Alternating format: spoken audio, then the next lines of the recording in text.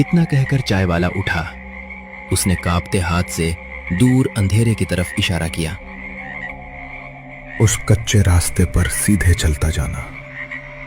बीच में एक पुराना पीपल आएगा, उसके बाद टूटा हुआ कुआं, फिर हिम्मतनगर।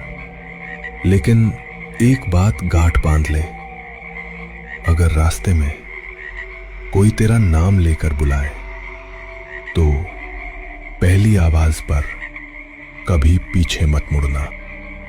लेकिन नाम लेकर कौन बुलाएगा? यही तो कोई नहीं जानता।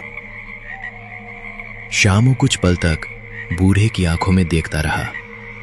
उन आंखों में डर भी था, दया भी, और जैसे कोई ऐसा राज जो वो बताना चाहता था लेकिन बता नहीं सकता था। श्यामू ने बैग उठाया, एक गहरी सांस ली और अंधेरे रास्ते की तरफ चल पड़ा। उसे बिल्कुल भी अंदाजा नहीं था कि कुछ ही देर बाद वो ऐसे इंसान से मिलने वाला है जिसे वो वर्षों से देखने की आस लगाए बैठा था।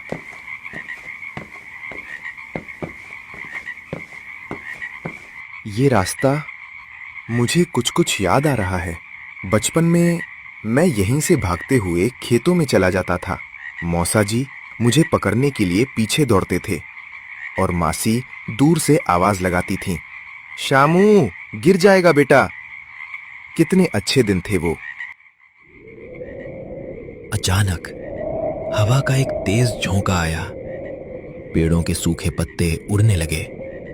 उसी समय पीछे से किसी ने बहुत धीमी आवाज में पुकारा, श्यामू। श्यामू एकदम रुक गया। उसे अचानक चाय वाले की बात याद आई। अगर कोई तेरा नाम लेकर बुलाए, पहली आवाज पर पीछे मत मुड़ना। उसका दिल जोर जोर से धड़कने लगा। नहीं, ये मेरा भ्रम है। मुझे पीछे नहीं देखना चाहिए। वो दोबारा चलने लगा, लेकिन इस बार आवाज पहले से ज्यादा साफ आई। शामू रुक बेटा। अब आवाज बिल्कुल जानी पहचानी लग रही थी। वो आवाज उसे बचपन की याद दिला रही थी। श्यामू खुद को रोक नहीं पाया। धीरे धीरे उसने पीछे मुड़कर देखा।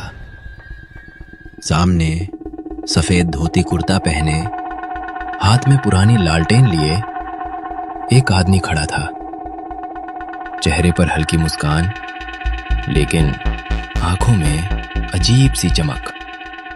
अरे श्यामू, क्या सच में तू ही है? मौसा जी आप? श्यामू खुशी से दौड़कर उनके पास पहुंच गया। उसने झुककर उनके पैर छुए। जीते रहो बेटा, इतने सालों बाद आखिर तुझे हमारी याद आ ही गई। मौसा जी मुझे माफ कर दीजिए।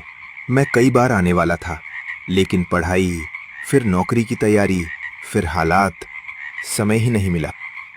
समय बेटा, समय किसी के पास नहीं होता, निकालना पड़ता है। आगे की कहानी के लिए फॉलो कर लेना।